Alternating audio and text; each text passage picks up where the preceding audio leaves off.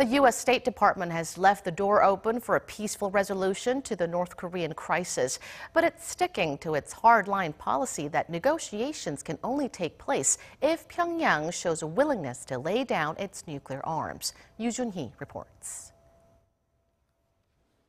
A senior State Department official has made it clear that North Korea is the #1 national security priority for the Trump administration, and that its policy against Pyongyang will center on maximizing pressure while remaining open to dialogue. Susan Thornton, the acting top U.S. diplomat for East Asia, said Washington will exert a burst of economic and diplomatic pressure on North Korea to convince the regime to change course. She also said the U.S. is open to the possibility of direct talks with the North, but added that the regime must show a firm commitment towards denuclearization before any dialogue can take place. Her remarks reflected a more measured stance that's been adopted by the Trump administration in recent weeks, following previous suggestions of possible military action. Thornton went on to emphasize China's important role in pressuring the North and said the U.S. is monitoring Beijing's efforts to implement and enforce sanctions on the regime.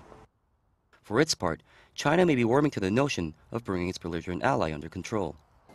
In an exclusive interview with Fox News on Thursday, U.S. Secretary of State Rex Tillerson said Beijing had informed Washington of its recent warning to North Korea, threatening unilateral sanctions if Pyongyang carried out another nuclear test. Tillerson is set to chair a special meeting of the UN Security Council on Friday, where North Korea will once again be the focus. U.S. officials say a broad range of tougher sanctions will be discussed, including a possible oil embargo, the interception of cargo ships, and punishing Chinese and other foreign banks that engage in business transactions with the North. Joonhee, Arirang News.